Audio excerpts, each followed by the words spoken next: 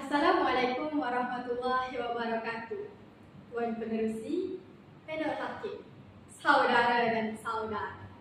Tahun 2022 yang lalu dunia sempat heboh apabila Pertubuhan Kesihatan Sedunia dan tabur kanak-kanak Pertubuhan Bangsa-Bangsa Bersatu melaporkan 1.7 bilion manusia tidak memiliki akses kepada air bersih dan 485,000 kematian direkodkan setiap tahun akibat penyakit berpunca daripada air yang tercemar. Hadirin, alam kita, tanggungjawab kita. Alam sekitar ialah nadi kepada kesejahteraan hidup manusia. Dari udara segar yang kita hirup, air bersih yang kita minum, hingga makanan yang kita nikmati, semuanya berpunca daripada alam yang sihat dan sejahtera.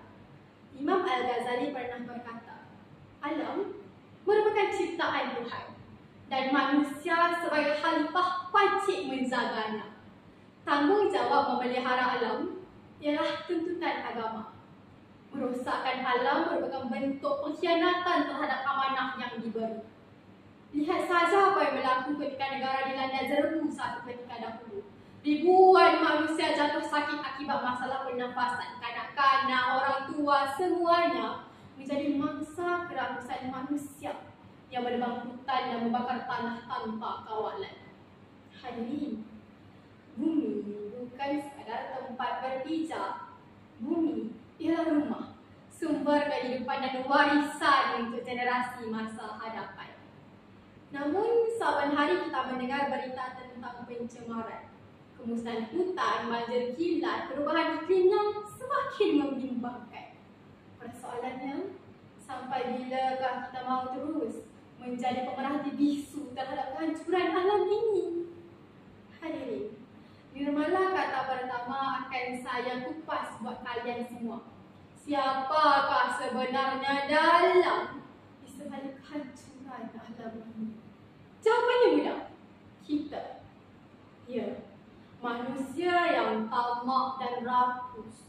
Kita telah memusnahkan alam melalui aktiviti pembalakan haram, pembuangan sampah ke dalam sungai, pelepasan gas beracun dari kilang-kilang dan penggunaan plastik yang berleluasa. Semuanya merupakan sikap tidak bertanggungjawab kita sendiri. Usahlah kita lihat jauh-jauh hingga ke negara orang.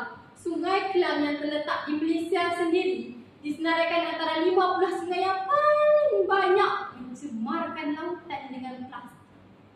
Semua ini adalah mesej daripada alam bahawa ibu bumi kita sebenarnya sedang tenang. Sudah lupakah kalian? Bumi ini bukan yang kita warisi daripada nenek moyang kita. Sebaliknya kita pinjam daripada anak cucu kita. Seperti mana pernah ditegaskan oleh sosok pejuang kelestarian dan kemanusiaan yang tidak asing lagi, iaitu Mahatma Gandhi, bahawa dunia ini cukup untuk memenuhi keperluan setiap manusia, tetapi tidak akan pernah cukup untuk memenuhi ketamakan manusia. Dalam indikator bicara kedua, akan saya lontarkan satu lagi persoalan. Apakah kita harus terus berpeluk tubuh? Tidak sama sekali. Setiap lapisan masyarakat seharusnya cakna dalam memelihara alam. Alam sekitar adalah tanggungjawab bersama kerana alam bukan sekadar warisan tetapi amanah buat kita. Kerajaan haruslah bertanggungjawab menggubal undang-undang ketat berkaitan pencemaran dan pembalakan. Namun, usaha kerajaan sahaja tidak memadai jika rakyat bersikap lepas tangan. Sebagai masyarakat yang prihatin, kita boleh melakukan perubahan bermula dengan diri sendiri.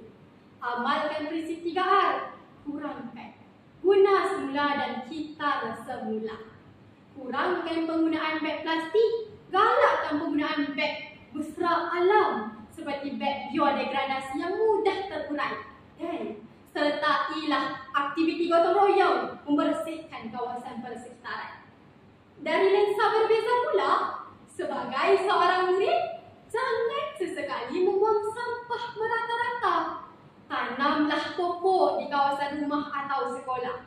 Seperti yang dilakukan oleh murid-murid Sekolah Menengah Kebangsaan Seri Indah yang berjaya menanam lebih 500 pokok dalam program Hijau Bersama. Kempen global seperti Hari Bumi Sedunia yang disambut pada 22 April setiap tahun menggalakkan generasi muda bagi memikul tanggungjawab menjaga alam sekitar. Jelaslah, langkah pragmatik yang heterogen boleh kita lakukan sebagai ikhtiar untuk bersama-sama kita jaga kelestarian alam. Akhirul kalam, saudara dan saudari. Bayangkan dunia tanpa hutan yang timbul, tanpa sungai yang mengalir jernih, tanpa udara segar yang menyapa wajah di pagi hari. Adakah kita sanggup mewariskan bumi yang tercemar dan tenang ini kepada anak cucu kita kelak? Sudah tiba masanya untuk kita bangkit. Bukan esok, bukan lusa, tetapi hari ini.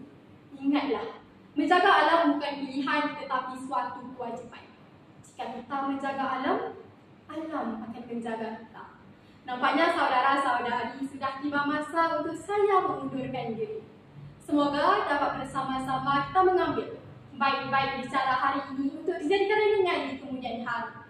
Sekian, wabillahi taufiq wal hidayah. Wassalamualaikum warahmatullahi wabarakatuh.